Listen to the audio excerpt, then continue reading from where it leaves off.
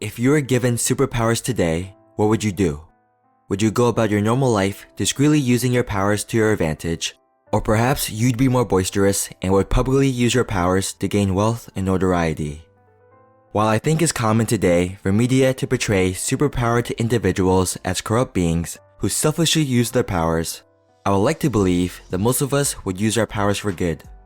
That we would go out of our way to help those who can't help themselves. This is because I wholeheartedly believe that those born stronger than others should use that strength to better the world.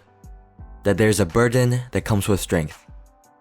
One of the best representations of this idea in anime and manga is none other than Rengoku Kyojuro from Demon Slayer.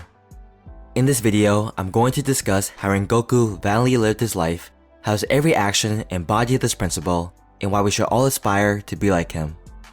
So without further ado, let's jump right into the video.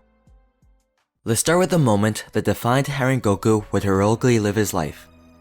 As a child, Rengoku was stronger than most of his peers. Whether it was because he came from a long line of powerful flame assurers, or because of his incredible work ethic, Rengoku was on his way to becoming an amazing swordsman. Recognizing this, Rengoku's mother instilled in him an important life lesson early on to ensure he did not stray from the right path. She told him that those born with greater abilities than others must use those abilities for the betterment of the world. That hurting others with your gifts is an unforgivable sin, and that Rengoku specifically had a duty to fulfill. These words resonated with Rengoku as they were some of the last things that his mother said to him before she passed away. Despite his brief appearances in the story, every time we saw Rengoku on screen, he tried his best to abide by these ideals. Whether it was exterminating demons on the Infinite Train or risking his life against an upper moon, Rengoku was always willing to put himself in harm's way to safeguard others. His sense of duty to protect humans was so strong that he couldn't physically bring himself to harm them even when it made sense to. When Sanemi attacked him during their first encounter, Rengoku would have been well within his rights to fight back in self-defense. But instead, he outwardly declared that he would never hurt another human being, reaffirming his beliefs and impressing everyone in attendance. And then on the Infinite Train, even though his spiritual core was almost destroyed, because the assailant was a human girl, Rengoku's body could not bring itself to do anything further than restrain her, even if it meant risking the lives of everyone else on the train. These examples show that whether conscious or not, it is ingrained in Rengoku's body to not harm humans.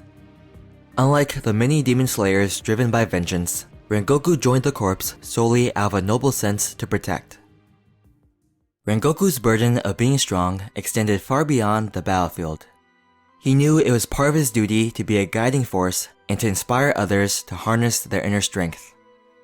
During his youth, Rengoku shared a close bond with his father, who rigorously trained him and his younger brother in swordplay.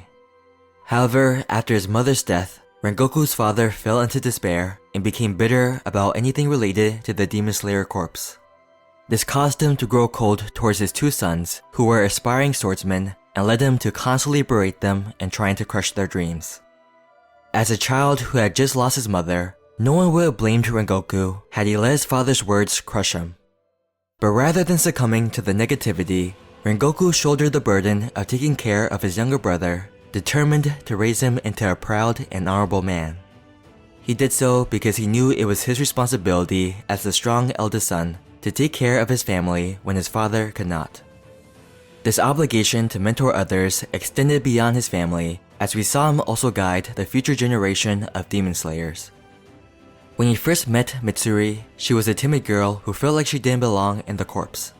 But after teaching her, Mitsuri transformed from an insecure girl into a powerful Hashira committed to protecting others.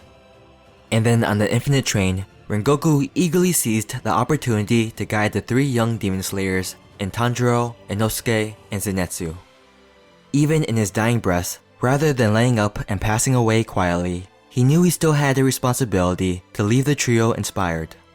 He saw that his death was a pivotal moment in their journey and used his final words to urge them not to be disheartened, but to grow stronger.